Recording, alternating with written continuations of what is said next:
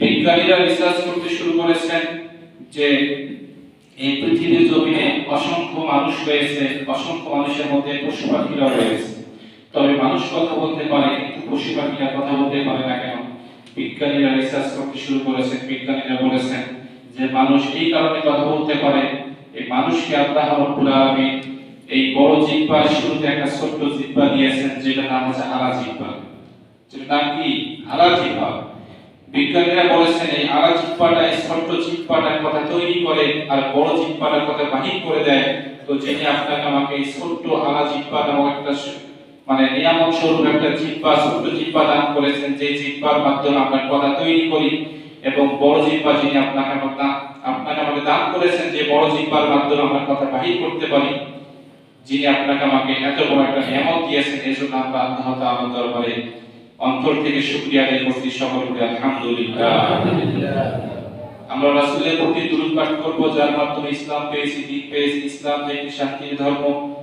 আমরা রাসূল সাল্লাল্লাহু আলাইহি ওয়াসাল্লামকে দেখি নাই, সাহাবায়ে কেরামকে দেখি নাই, কিন্তু আল্লাহ পাকের হাবিব সাল্লাল্লাহু আলাইহি ওয়াসাল্লামের মাধ্যমে, সাহাবায়ে কেরামের মাধ্যমে আমাদের মাঝে যে সমস্ত হাদিস এসেছে, এই সমস্ত হাদিসের আমল আপনার আমার মধ্যে চালু রাখা একান্ত জরুরি। যেমন আল্লাহ রাসূল সাল্লাল্লাহু আলাইহি ওয়াসাল্লাম একটি হাদিসের মধ্যে বলেছেন, ইন্নাল উলামা ওয়ারাসাতুল আমবিয়া, নিশ্চয় নবীগণের ওয়ারিস হচ্ছে আলেমগণ। অর্থাৎ কোন আলেমের সঙ্গে একবার কথা বলার আগে শতবার ভাবতে হবে।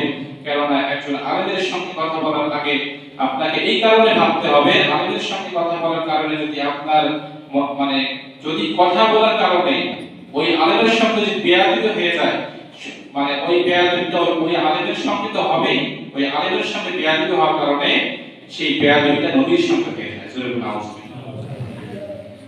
ইন্নাল উলামা ওয়ারাসাতুল আমবিয়া, নবীগণের ওয়ারিস হচ্ছে আলেমগণ। অর্থাৎ আলেমদের সঙ্গে যারা বেয়াদবি করবে, এই বেয়াদবিটা নবীদের সঙ্গে করা হলো।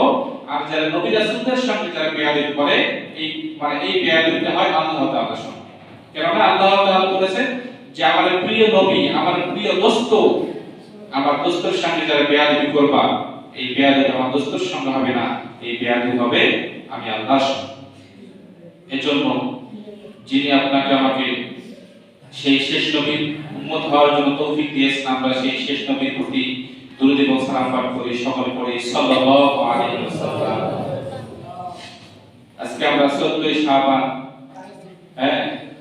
আর কিছুক্ষণ পরে সালাত আসরের পরে, মাগরিবের নামাজের পরে আমরা অত্যন্ত একটা গুরুত্বপূর্ণ সময়ের মধ্যে অংশগ্রহণ করতে যাচ্ছি। কিন্তু হয়তোবা এটা